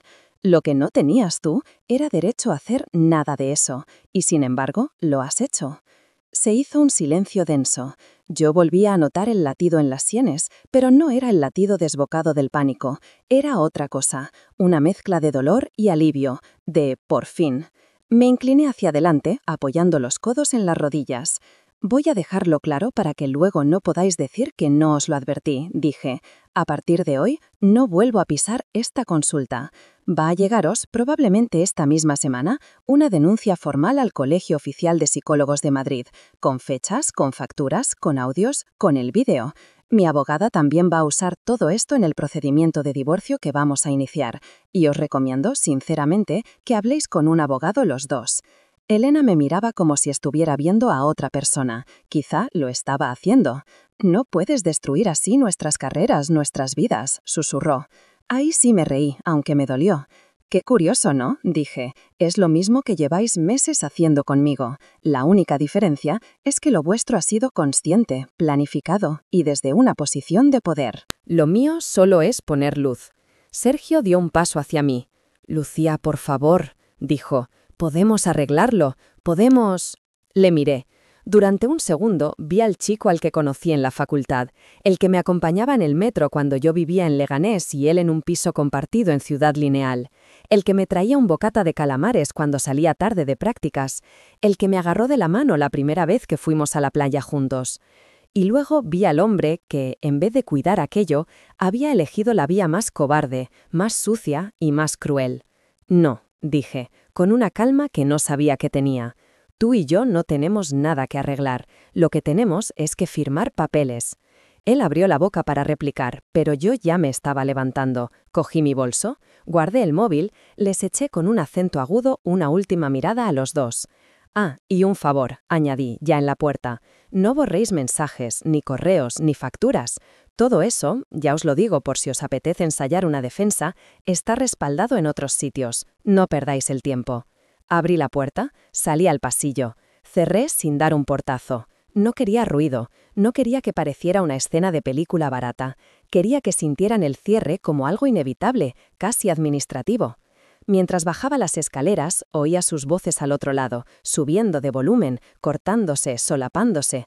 No distinguía las palabras y no me interesaban. Por primera vez en mucho tiempo, lo que se dijera en esa consulta no tenía nada que ver conmigo. Llegué a la calle. El aire de Madrid olía a escape, a pan y a lluvia vieja. Respiré hondo. Y sentí, de manera muy nítida, que el peso en mi pecho se había movido. No había desaparecido, porque el dolor no desaparece así como así. Pero ya no estaba encima aplastándome. Estaba dentro, colocado en un sitio donde se podía mirar. Asterisco, asterisco, asterisco. Lo que vino después no fue un final limpio y heroico, fue burocracia, abogados, papeles, llamadas. Primero la denuncia en el Colegio Oficial de Psicólogos. Carmen redactó un documento de varias páginas donde se recogían todos los hechos, adjuntando copias de las facturas, transcripciones parciales de los audios, el enlace al vídeo. Yo tuve que firmar cada hoja, releer cada detalle. Ver mi historia convertida en un informe dolía, pero también tenía algo de justicia. Me citaron unas semanas más tarde para una reunión en la sede del colegio, en una calle del centro. Una sala sobria, con una mesa larga, 3 personas al otro lado, 2 psicólogos veteranos y una abogada del departamento jurídico. Me hicieron preguntas cuidadosas, intentando no retraumatizar, como decían. Yo respondí con calma. No lloré allí, tampoco. Sentía una especie de dignidad en no darles el espectáculo que tantas veces me habían atribuido. Luego vino el procedimiento de divorcio. Sergio intentó al principio la táctica del «podemos hacerlo sin abogados por las buenas». Me escribió un mensaje larguísimo una noche, lleno de frases tipo «sé que me he equivocado, pero no merezco que me destroces la vida. Podemos repartirlo todo de forma justa, sin juicios. Piensa en lo que tuvimos». No contesté. Reenvié el mensaje a Carmen. Ella se ocupó. A partir de ahora, me dijo, que todo lo que tenga que decirte lo diga por mí. Dejó de escribir. Empezaron a llegar correos de su abogado, un hombre cuyo nombre ya he olvidado, pero que al principio se mantenía en una postura de «aquí no ha pasado nada fuera de lo sentimental». Cuando Carmen adjuntó el vídeo y los audios al intercambio, el tono cambió. El piso no se quedó en sus manos sin más. Negociamos, punto por punto. Al final pactamos venderlo y repartir beneficios. Yo no pretendía quedarme en un lugar lleno de recuerdos contaminados, pero tampoco iba a regalarle mi esfuerzo. Durante semanas vinieron parejas a ver el piso, alabando la luz del salón, los armarios empotrados, la cercanía a la parada de metro. Cada vez que alguien decía «es muy acogedor», me daban ganas de gritar «si supierais lo que ha pasado aquí». No lo hice. Cerramos la venta. Encontré un estudio pequeño en Lavapiés, con paredes altas y una ventana que daba a un patio interior lleno de macetas y ropa tendida. No tenía ascensor, ni comedor separado, ni dormitorio grande. Pero era mío. Lo pagaba yo. Las llaves las llevaba solo yo. Dormir allí la primera noche fue raro. Había silencio, sí, pero un silencio distinto, sin esa sensación de estar esperando a que alguien entrara, cerrara una puerta o abriera un cajón. Me tumbé en el colchón nuevo, todavía con olor a plástico, y miré el techo desconchado. No lloré. Pero me permití, por primera vez en mucho tiempo, sentir tristeza sin que alguien me dijera que era desproporcionada. Asterisco, asterisco, asterisco. Del tema de Elena me enteré por un correo del colegio, meses después. Tras estudiar la documentación aportada y oídas las partes, esta comisión acuerda la suspensión temporal del ejercicio profesional de la colegiada doña Elena Roldán por un periodo de 5 años, así como la obligación de realizar formación específica en ética profesional, deontología y abuso de poder en la práctica clínica. Lo leí 3 veces. No me alegró, la alegría no era la palabra. No disfrutaba imaginándolas impacientes, sin consulta, con el rótulo de su nombre quitado del portal. Pero sí sentí algo parecido a una reparación. No porque ella sufriera, sino porque, por una vez, alguien que no era yo le ponía nombre a lo que había pasado. Abuso de poder. No era un término que hubiera usado conmigo misma, pero cuando lo vi por escrito encajó como una pieza más. Sergio, por su parte, se mudó a un piso compartido en otra zona de Madrid, más lejos del centro. Lo supe porque, en algún momento del proceso de papeles, su dirección nueva apareció en un documento. No me interesó más. Nuestros contactos se redujeron a lo estrictamente necesario para cerrar cuentas, firmar escrituras, entregar llaves. En una de esas veces, en la gestoría del notario, me miró con una mezcla extraña de rencor y nostalgia. «Nunca pensé que acabaríamos así», dijo. «Yo tampoco», respondí. «Podrías haberlo arreglado de otra forma», añadió, «sin denuncias, sin colegios, sin abogados». «Tú también podías haberlo hecho de otra forma», repliqué. No hubo más que decir. Firmamos, salimos a la calle por separado. Y con eso se cerró algo que yo había intentado salvar y que ellos habían usado como escenario. Asterisco, asterisco, asterisco. Volví a empezar terapia, sí, tal como suena. Durante un tiempo, solo de oír la palabra terapeuta se me ponía la piel de gallina. Pensaba en batas blancas, en libretas, en expresiones neutras que de repente se inclinan hacia tu marido. Tenía pesadillas en las que volvía a aquella consulta y nadie me creía cuando intentaba enseñar el vídeo. Pero un día, mi madre, que ya estaba al tanto de todo porque acabé contándoselo entre lágrimas en su cocina de Leganés, me dijo algo que me dio vueltas durante semanas. «Una mala médica no hace mal a la medicina», comentó mientras fregaba una cazuela. «Una mala psicóloga no hace malo pedir ayuda. Te lo digo yo, que he visto de todo en el ambulatorio». Ella trabajaba de auxiliar administrativa en un centro de salud desde hacía más de 30 años. Sabía de gente buena y de gente pésima en bata. Así que, con toda la cautela del mundo, busqué a otra profesional. Esta vez me aseguré de ir sola, de que no conociera ni a Sergio, ni a Elena, ni a nadie de su entorno. Miré opiniones, pregunté en un par de grupos de Facebook de mujeres de Madrid y acabé en una consulta pequeña en Lavapiés, a 10 minutos andando de mi piso. Se llamaba Teresa. No tenía diplomas gigantes colgados, solo uno discreto. La sala de espera era mínima. No olía a incienso. En vez de sillas de diseño, había 2 butacas bastante normales y una estantería con novelas. El primer día que entré, me senté al borde de la silla, en guardia. «No sé si confío en ti», solté, nada más saludar. Ella sonrió sin ofenderse. «Me parece un buen punto de partida», respondió. «No tienes por qué confiar todavía. Estás aquí solo para ver si algún día te apetece hacerlo». Esa respuesta me desarmó un poco. Le conté mi historia en fragmentos, con cuidado, como si estuviera manejando cristal. Ella escuchó, apuntó poco, no interrumpió mucho. Cuando mencioné a Elena, frunció el ceño.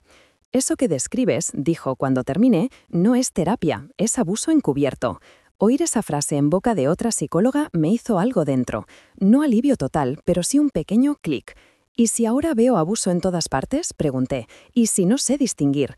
«Para eso estás aquí», respondió. «Para aprender a distinguir, no desde lo que te digan otros, sino desde lo que tú sientes y piensas. Lo que te quitaron fue la confianza en tu propio criterio. Vamos a trabajar en devolvértela». Las sesiones con Teresa eran muy diferentes. Nunca sentí que estuviera tomando partido contra nadie, ni que usara palabras técnicas como piedras. A veces me señalaba cosas duras de escuchar, sí, pero siempre desde un lugar en el que me reconocía. No me convertía en la intensa ni en la loca. Me ayudaba a ver cómo, en algunos momentos, yo también me había traicionado a mí misma adaptándome de más. Me costó mucho dejar de revisar cada frase en busca de manipulación, pero poco a poco, semana tras semana, fui encontrando un punto intermedio entre creerme cualquier cosa que me dijeran y no creerme nada. Aprendí a hacer algo que en la consulta de Elena siempre se torcía, sentir sin que me callaran.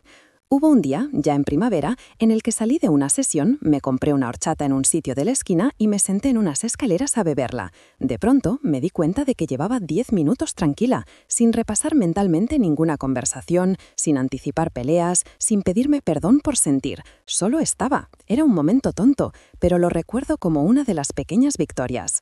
Asterisco, asterisco, asterisco. A veces la gente me pregunta, las pocas personas a las que he contado la historia entera, si me arrepiento de haber ido a terapia de pareja. Sí, sabiendo lo que sé ahora, habría preferido no abrir esa puerta nunca. No sé muy bien qué contestar.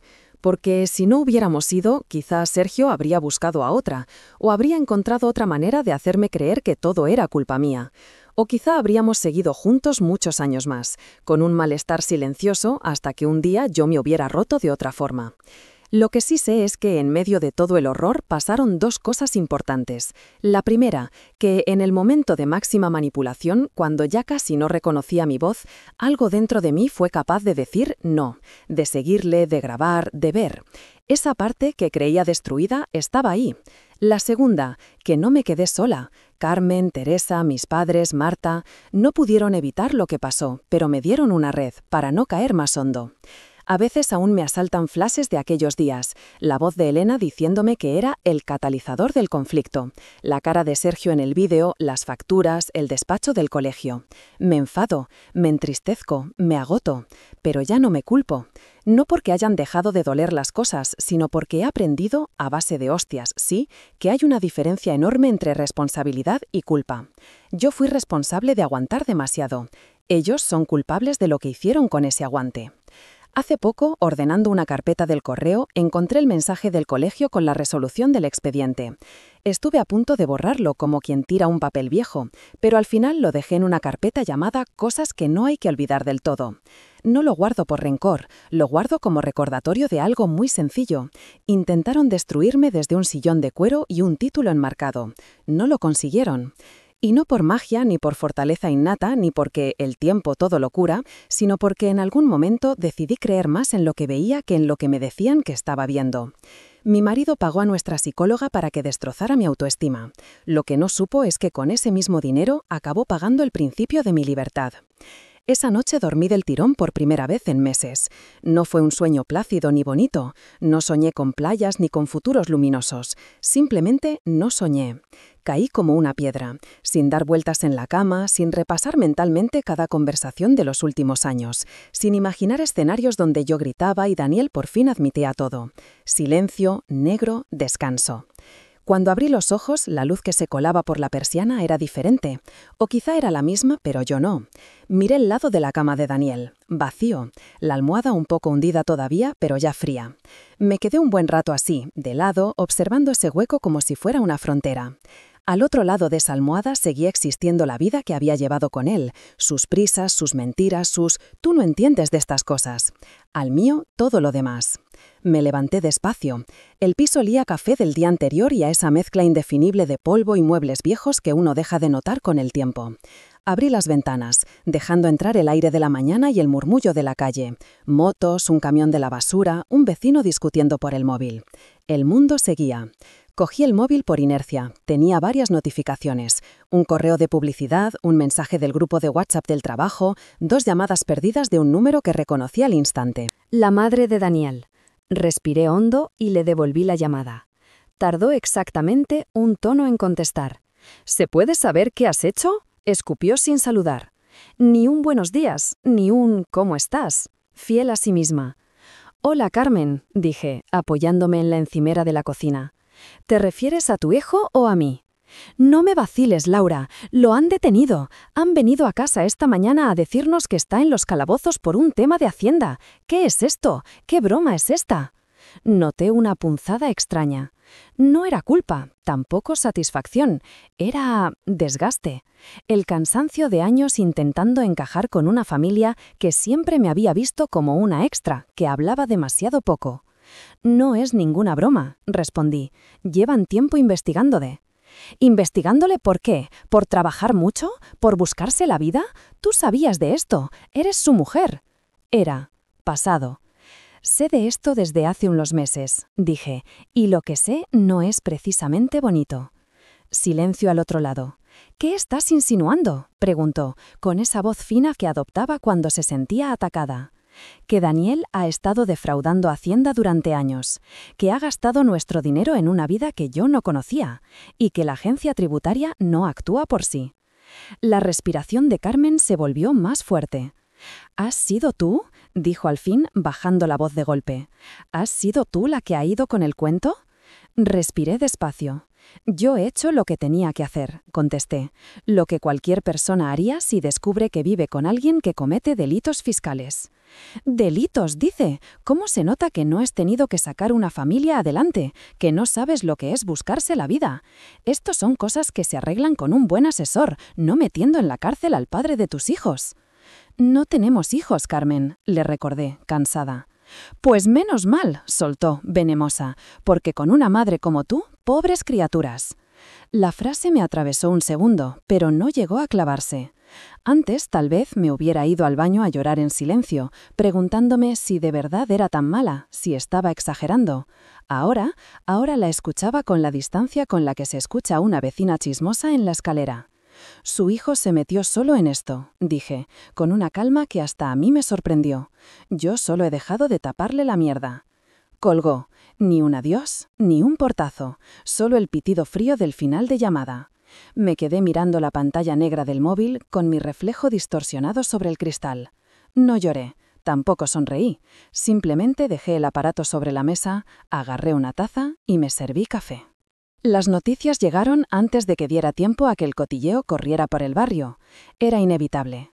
Daniel no era famoso, pero sí estaba muy metido en ciertos círculos de emprendedores, de autónomos que se creían tiburones, porque iban a afterworks en Azca y se hacían fotos con copas de gin tonic en la mano. A mediodía, un compañero de trabajo se acercó a mi mesa con cara rara y el móvil abierto en una noticia de un diario digital. «Laura, ¿este no es tu marido?». Miré la pantalla. Titular: «Detenido en Madrid un asesor independiente por presunto fraude fiscal continuado». Debajo, una foto borrosa de Daniel entrando en un coche policial, la cabeza agachada, entre dos agentes.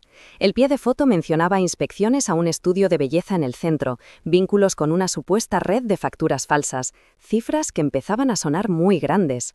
Sentí que la sangre me subía a las orejas, pero mi voz salió firme. «Sí, es Daniel». Mi compañero abrió mucho los ojos. «Joder, lo siento, ¿estás bien?».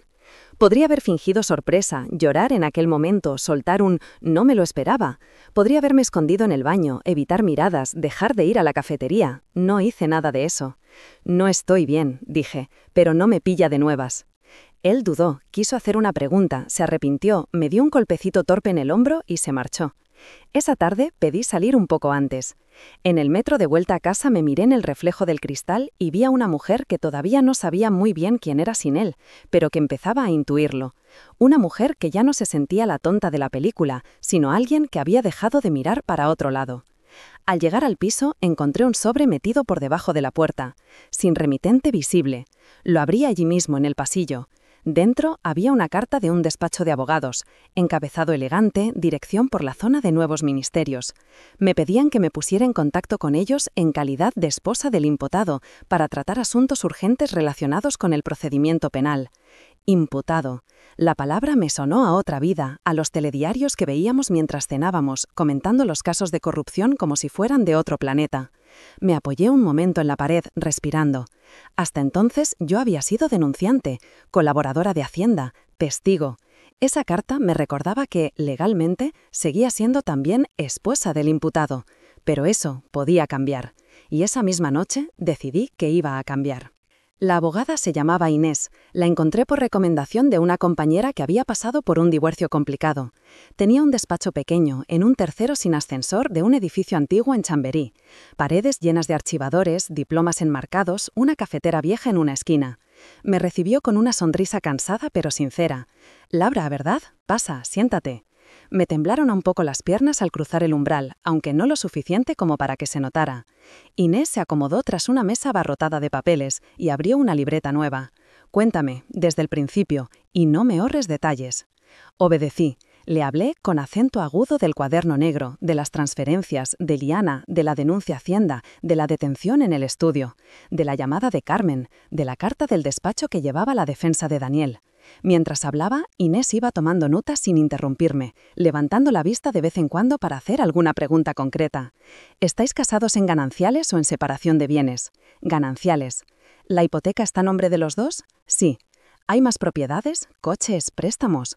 «Solo el piso y un coche que pagamos entre los dos, pero está a su nombre». Cuando terminó, se recostó en la silla, cruzó las manos sobre la barriga y suspiró. «Vale, vamos por partes». Sacó un folio en blanco y empezó a escribir esquemas. «Lo primero, tú no estás investigada. De momento eres denunciante y testigo. Eso es muy importante. Quiero que lo tengas grabado en la cabeza. Tú no has cometido ningún delito. ¿De acuerdo?» Asentí, tragando saliva. «Daniel, por lo que me cuentas y por lo que ya ha salido en prensa, sí, hablamos de delito fiscal. Si la cantidad defraudada supera los 120.000 euros por año fiscal, la cosa se pone fea. Y si hay años concatenados, peor. Prisión, multas, responsabilidad civil». «La carta del abogado decía que querían hablar conmigo», comenté. «Sobre el procedimiento». «Claro que quieren», replicó ella. «Querrán saber qué sabes, qué tienes, cuánto vas a cooperar. Y quizá, quién sabe, presionarte para que te sientas culpable, que si le has arruinado la vida, que si otra vía era posible. Te lo van a vender todo muy bonito, pero tú ya has dado el paso más importante, no te has quedado callada». Me miró fijamente. «¿Quieres divorciarte, Laura?» La pregunta se quedó en el aire solo un segundo. «Sí», dije. No hubo duda, no hubo dramatismo, solo esa palabra. Inés asintió como si lo hubiera esperado. «Bien, entonces tenemos que protegerte. Lo que ha hecho él no puede arrastrarte ni económicamente ni legalmente. El régimen de gananciales complica las cosas, pero también podemos argumentar que tú desconocías sus lanejos, que él creó una caja B y no compartía contigo. La denuncia a Hacienda nos ayuda a reforzar tu buena fe». «Su madre ya me ha llamado loca», murmuré. «Las madres de los imputados siempre tienen a alguien más cómodo a quien echarle la culpa», respondió Inés con media sonrisa. «No te preocupes por eso, tú preocúpate de ti». Me explicó pasos, plazos, papeleo. Habría que presentar demanda de divorcio contencioso, solicitar uso del domicilio a mi favor, al menos temporalmente, empezar a separar cuentas, bloquear movimientos raros. «Y sobre todo», añadió, «no firmes nada que venga de la otra parte sin que yo lo lea antes, nada, ni un acuerdo amistoso, ni una cesión, ni es solo un papel sin importancia. ¿Entendido?» «Entendido».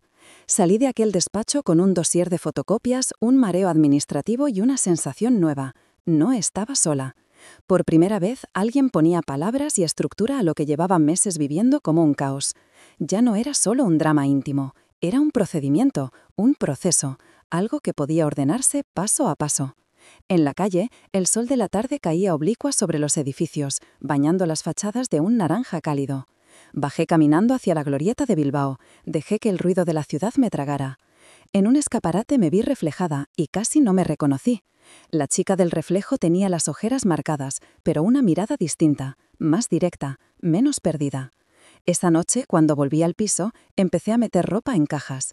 No era aún una mudanza, pero sí una declaración de intenciones. Ese piso había sido nuestro, ya no quería que lo fuera. Liana no tardó en aparecer, no en persona al principio, por mensaje. Una noche, mientras veía una serie tonta sin prestar demasiada atención, me vibró el móvil. Número desconocido. «Hola, soy Liana». La del estudio. «No sé si deberíamos hablar». Me quedé mirando la pantalla paralizada. Había algo casi cómico en aquella frase. Sonaba a mensaje de adolescente después de una pelea de instituto, no al amante de mi marido, recién golpeada por una inspección de Hacienda. No contesté. Al día siguiente insistió. Solo quiero explicarte mi versión. Yo no sabía nada de que estabais juntos de verdad. Él decía que estabais fatal, que estabais prácticamente separados. No quiero enemigos. Si quieres, quedamos en un bar. Yo invito. Lo siento mucho, de verdad». Me reí, en voz alta, una carcajada corta, seca. Lo de «yo invito» me pareció casi entrañable dentro de lo grotesco. Escribí y borré varias respuestas, desde un «vete a la mierda» hasta un «tranquila, no eres el centro del problema». Al final opté por lo más sincero que tenía dentro. No necesito tu versión, lo que necesitaba eran sus hechos, y ya los tengo, encárgate de lo tuyo. Durante un rato no hubo respuesta, y entonces llegó. Vale, lo entiendo, solo que sepas que a mí también me ha destrozado. Yo también he perdido todo, no soy tu enemiga, solo otra idiota más. Esa frase sí me dolió un poco, porque durante mucho tiempo yo también me había sentido así, otra idiota más. Guardé el número sin nombre, por deformación profesional más que por otra cosa, y no volví a contestar. No éramos aliadas, no éramos rivales, éramos dos personas que habían orbitado alrededor del mismo sol en explosión, quemándonos. Cada una tendría que aprender a curar sus quemaduras. Los meses siguientes fueron largos y cortos a la vez. Largos porque el sistema judicial español no es precisamente rápido. El procedimiento penal avanzaba a su ritmo. Toma de declaración, informes periciales, recursos. Cada cierto tiempo Inés me mandaba un correo con una actualización. El Ministerio Fiscal ya ha presentado escrito de acusación. Se señalan diligencias previas para tal fecha. El juzgado requiere documentación adicional a la agencia tributaria. Cortos porque mi vida estaba cambiando a una velocidad que nunca hubiera imaginado. Firmé la demanda de divorcio. Daniel, asesorado por su abogado, respondió oponiéndose a casi todo, al uso del piso, al reparto de bienes, incluso a que yo quedara libre de responsabilidad civil. «Intentan que cargues tú también con parte de la deuda con Hacienda», me explicó Inés en una llamada.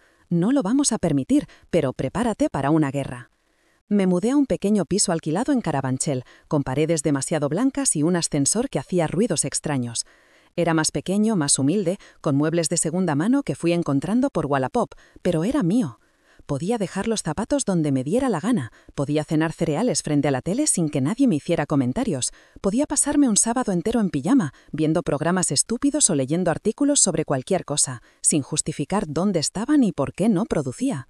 El primer día que dormí allí, rodeada de cajas aún por abrir, me dio un ataque de risa tonta. Estaba sola, en un piso pequeño, con una vida en ruinas, y aún así me sentía más ligera que en el gran salón ordenado del piso de lavapiés.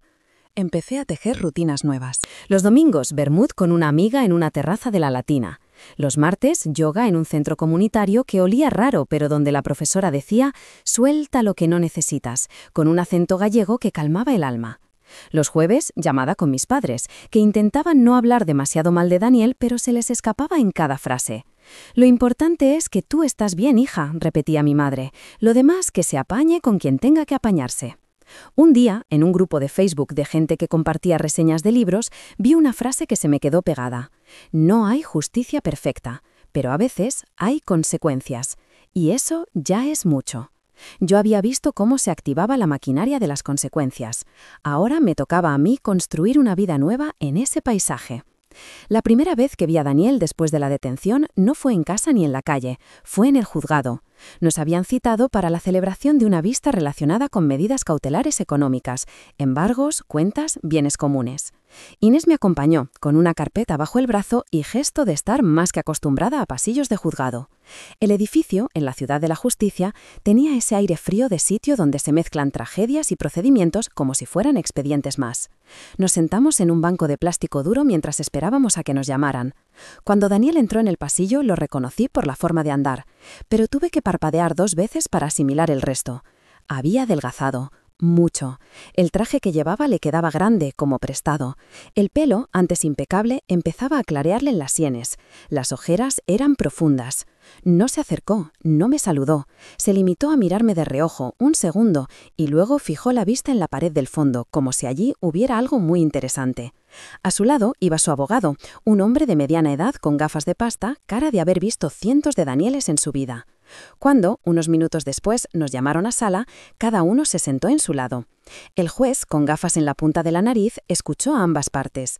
El abogado de Daniel intentó argumentar que el piso debía seguir siendo para uso de la familia, que la situación de prisión preventiva de su cliente era temporal y que no se le podía dejar en la calle económicamente.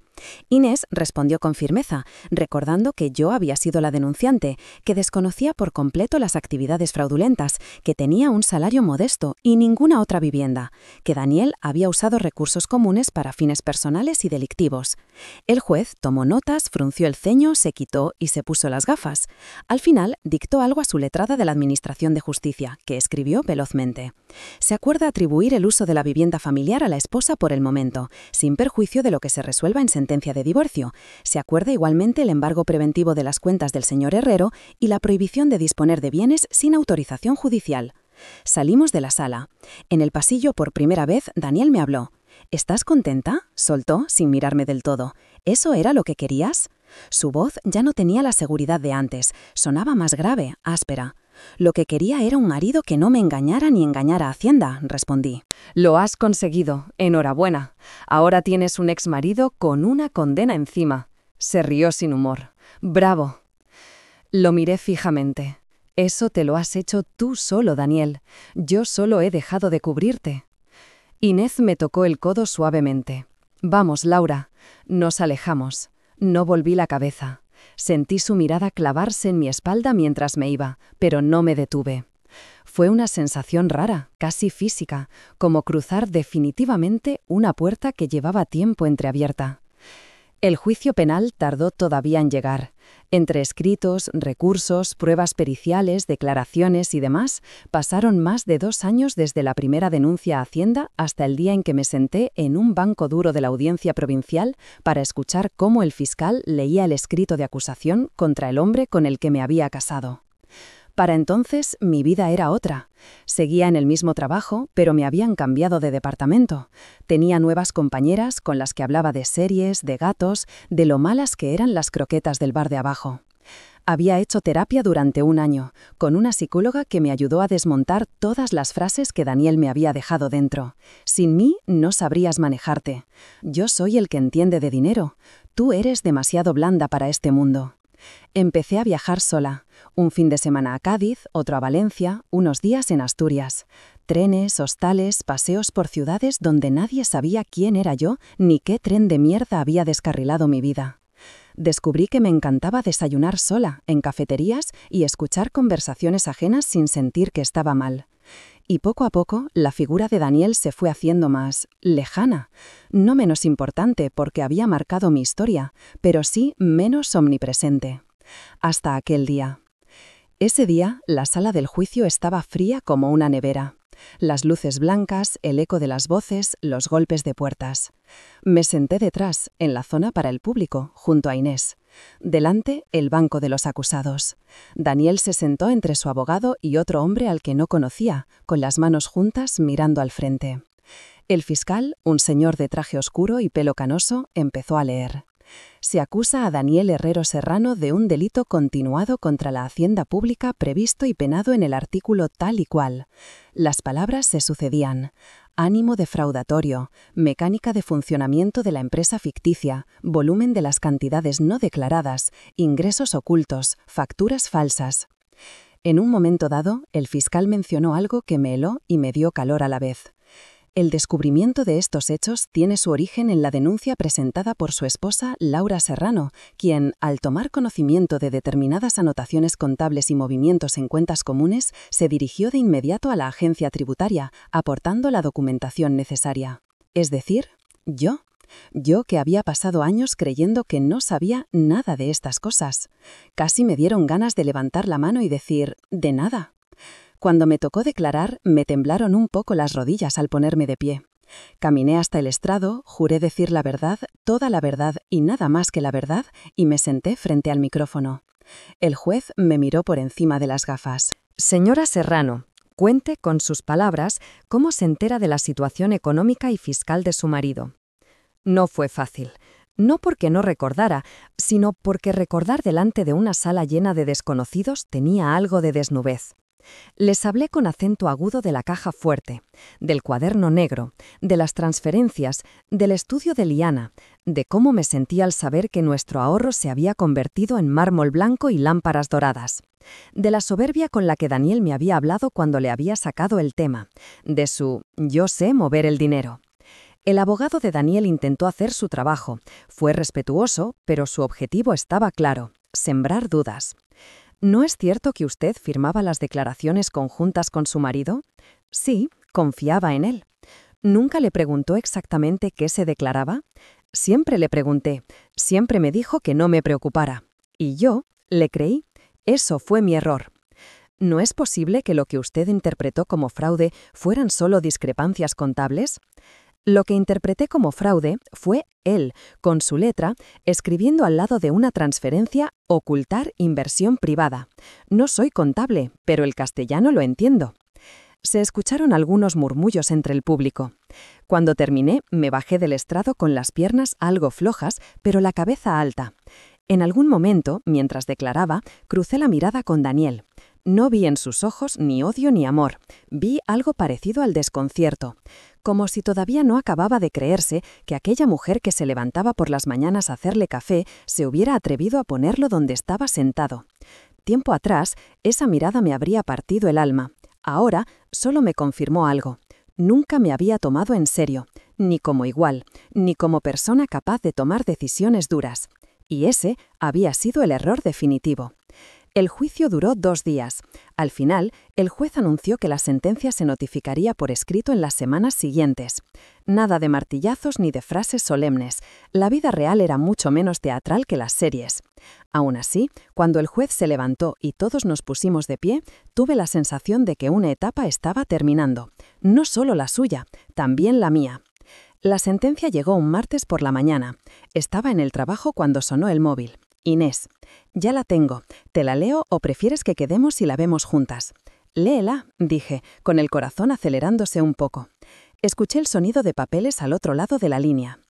El tribunal condena a Daniel Herrero Serrano como autor responsable de un delito continuado contra la hacienda pública, a la pena de 3 años y 1 día de prisión, más multa de tal y cual, más inhabilitación para obtener subvenciones o beneficios fiscales durante 6 años, más el pago de la responsabilidad civil correspondiente.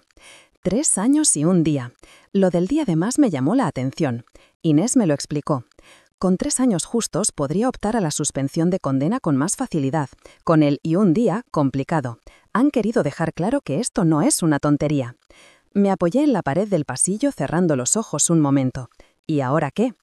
Ahora, él tiene derecho a recurrir, pero las posibilidades de que le rebajen la pena mucho no son altas, vista la contundencia de la sentencia. Hizo una pausa. Para ti cambia poco. Sigues sin tener responsabilidad penal ni civil. Solo habrá que estar atentas por si intentan alguna maniobra rara, pero lo gordo ya está. Lo gordo ya está. Colgué, volví a mi mesa y me encontré con que mis manos estaban ligeramente temblorosas. Abrí un archivo cualquiera en el ordenador solo para tener algo delante mientras mis pensamientos daban vueltas. 3 años y 1 día. Lo imaginé en una celda de Soto del Real o Extremera, con un uniforme gris, pasando lista, haciendo colas, compartiendo espacio con otros tipos que habían creído que la ley era una sugerencia. No me alegró, tampoco me dio pena, solo me pareció lógico. Si tú decides jugar con fuego, no puedes sorprenderte cuando te quemas. Esa noche salí a caminar después de cenar. Bajé por la calle de mi piso, crucé hacia un parque pequeño donde unos chavales jugaban al fútbol bajo una farola y me senté en un banco. Miré el cielo de Madrid, anaranjado, polucionado, donde casi no se veían estrellas. Pensé en la Laura que, años atrás, habría firmado sin mirar cualquier papel que Daniel pusiera delante. La que habría dicho, si tú dices que está bien, estará bien. La que habría preferido no saber, por comodidad, por miedo. Creo que por primera vez le di las gracias a esa versión de mí misma, porque, a pesar de todo, cuando abrió los ojos, lo hizo de verdad, no se quedó a medias. El divorcio, en comparación, fue casi un trámite. Después de la sentencia penal, la negociación se convirtió básicamente en poner por escrito cosas que ya eran un hecho, que el piso se quedaba conmigo, que no había hijos, que cada uno cargaba con sus propias deudas a partir de ahora. Su abogado intentó pelear una pensión compensatoria a su favor, argumentando que su situación económica se había visto gravemente afectada por los hechos. Inés casi se atraganta de la risa cuando lo contó. Es que tienen una cara, dijo. Tranquila, el juez ha dejado claro que la causa de su ruina es su propio delito, no tu denuncia. Firmé la sentencia de divorcio en un despacho frío, con una planta triste en una esquina y un bolígrafo que no escribía bien. Cuando terminé de estampar mi firma, el funcionario me dio una copia sellada. «Enhorabuena, ya es usted oficialmente divorciada», dijo, con una media sonrisa burocrática. Salí a la calle y me encontré con que lloviznaba. Las aceras brillaban, la gente caminaba rápido con paraguas. Yo no tenía paraguas, y por primera vez en mucho tiempo no me importó mojarme. Caminé despacio hasta un bar de la esquina. Pedí un café y una tostada con tomate. Saqué el papel doblado del bolso y lo dejé sobre la mesa mirándolo. No sentí duelo, sentí vértigo, sí, un vacío extraño, pero también una especie de espacio interior que antes no existía, como si me hubieran quitado un mueble enorme de en medio del salón y ahora pudiera ver todo el suelo. Los meses siguientes fueron una mezcla de paz y reconstrucción. Seguí yendo a terapia un tiempo más hasta que una tarde la psicóloga me dijo: «Creo que ya no vienes a sobrevivir, vienes a contarme cosas de tu nueva vida. Y eso, Laura, es muy buena señal». Tenía razón. Empecé a hablar menos de Daniel y más de si me apetecía cambiar de trabajo, de que quería apuntarme a clases de cerámica, de que no sabía si algún día confiaría en alguien de nuevo, pero que al menos me apetecía quedar con gente sin sentir que le estaba siendo infiel a nadie. Salí en citas. Algunas fueron desastrosas, otras simplemente aburridas, una o dos agradables. En ninguna sentí la necesidad de contar toda mi vida de golpe, pero tampoco oculté lo que había pasado. Estuve casada con un tío que acabó en la cárcel por fraude fiscal. Solté una noche en una terraza de Malasaña a un chico que hablaba demasiado de criptomonedas. «Hostia», respondió él parpadeando, «eso no me lo habían dicho nunca». «Tranquilo, no es contagioso», bromeé. A veces la única forma de digerir el pasado era hacer chistes malos. Con el tiempo, el nombre de Daniel dejó de aparecer en mi cabeza cada 10 minutos. Se convirtió en una especie de archivo guardado en una carpeta que ponía cosas que pasaron y ya. Sabía, por lo que me contaba Inés cuando había novedades, que al final lo habían trasladado a un centro penitenciario en Castilla-La Mancha, que se había portado bien, que tal vez, con el tiempo, obtendría algún permiso, que había intentado recurrir sin éxito. Nunca fui a verlo. Una vez su hermana me escribió un mensaje largo, lleno de reproches y de frases como «sigues siendo familia, aunque no quieras verlo», y «¿cómo puedes dormir por las noches sabiendo dónde está?». Le respondí con una sola frase: «duermo mejor que cuando vivía contigo». No contestó. Una tarde de otoño, unos años después de todo, volví a pasar por delante del local donde había estado Luxelash Studio. No fue intencionado, simplemente iba andando con una amiga hablando de tonterías, y de repente levanté la vista y reconocí la esquina. El rótulo rosa ya no estaba. El cristal, que antes dejaba ver un interior blanco luminoso, ahora estaba cubierto por un cartel de «Se alquila», con un número de teléfono escrito con rotulador.